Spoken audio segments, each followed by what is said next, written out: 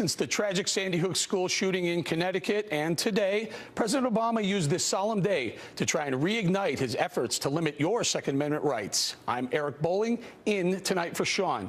In a moment, I'll be joined by Kentucky Senator Rand Paul. But first, here's the backstory. Earlier today, President Obama gave prepared remarks on gun safety, and he tried to explain that the Senate's gun control proposals are consistent with the Second Amendment. Watch. Earlier this month, the Senate advanced some of the most important reforms designed to reduce gun violence. All of them are consistent with the Second Amendment. None of them will infringe on the rights of responsible gun owners. What they will do is keep guns out of the hands of dangerous people who put others at risk. And this is our best chance in more than a decade to take common sense steps that will save lives. Wow. This is our best chance. Unfortunately for the Obama administration, not all law-abiding gun owners agree. But he didn't stop there. President Obama even went so far as to say that his proposals are not controversial. Watch. None of these ideas should be controversial. Why wouldn't we want to make it more difficult for a dangerous person to get his or her hand on a gun?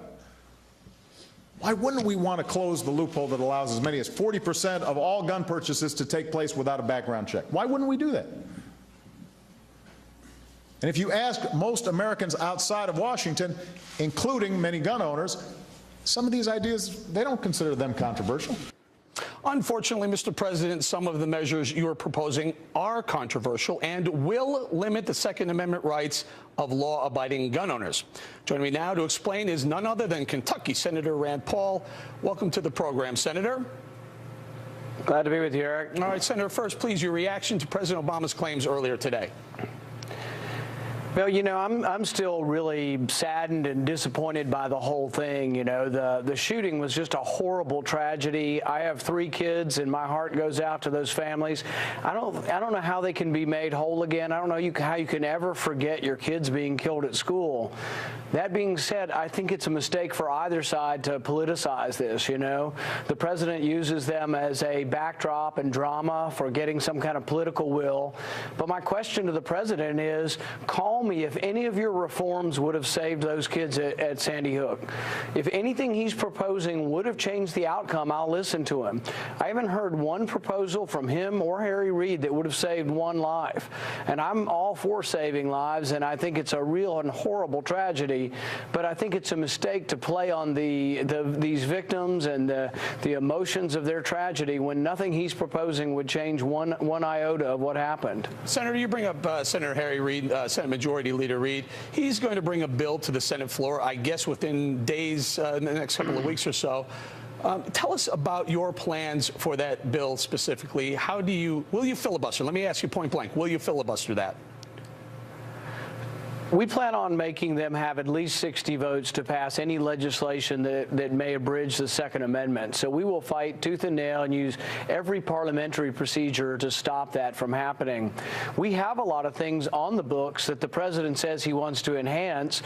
Many of these can be enhanced without any legislation. Background checks already do work. We already have rules that say mental health statistics need to come from the states into the data bank. Interestingly, some of the most pro-gun control states in our country are the ones not giving up their mental health information. So I think there's a lot of room where things could be improved, but unfortunately, still none of this would have changed the outcome. In fact, the only thing that would have changed the outcome, potentially changed the outcome, is something that so many people don't want to hear, and that's self-defense. That if someone there had a concealed carry, if someone had been armed, they might have had a fighting chance. They might not have saved everybody, but they might have been able to save some of those. Well, Senator, you sent a letter to Senate Majority Leader Harry Reid. If I could just pull up a line from that letter, you say, we will oppose the motion to proceed to any legislation that will serve as a vehicle for any additional gun restrictions. Sir, I just want to get this straight. Will you or will you not use the Senate floor and filibuster this bill before it goes to a vote?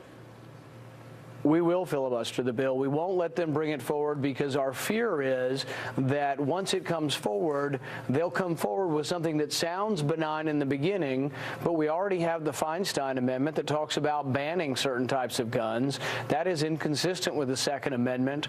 And what people need to remember is that most crimes are committed, nearly 90% of crimes are committed with guns that are bought illegally.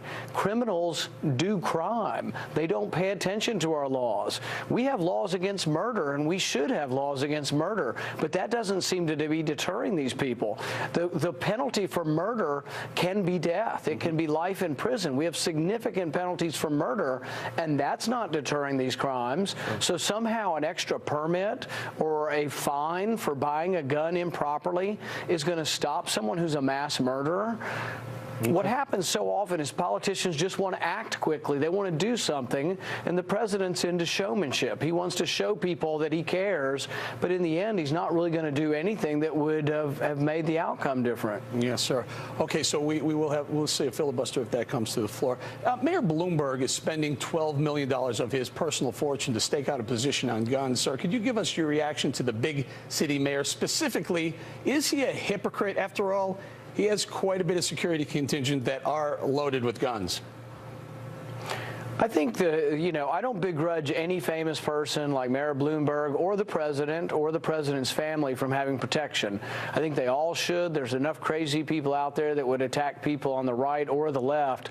But I think when you are being protected by people who have weapons, who are responsible people, I can't see why you would be opposed to that for other people.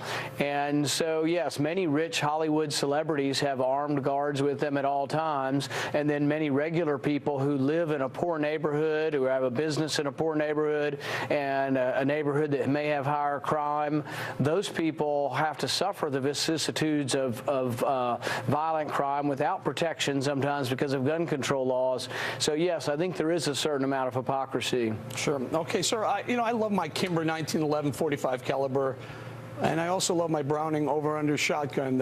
What's your favorite firearm? I'm a good old shotgun guy, and I grew up not being really much of a hunter or a marksman or anything like that, but I would shoot skeet and still do shoot skeet on occasion with friends. All right, Senator, before we let you go, very quickly, is the leadership behind you, McConnell, Boehner, Cantor, do they stand with you, sir?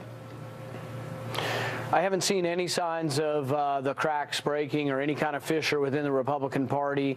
The one thing about the Republican Party is, we defend the Second Amendment, but we also try to defend the entire Bill of Rights.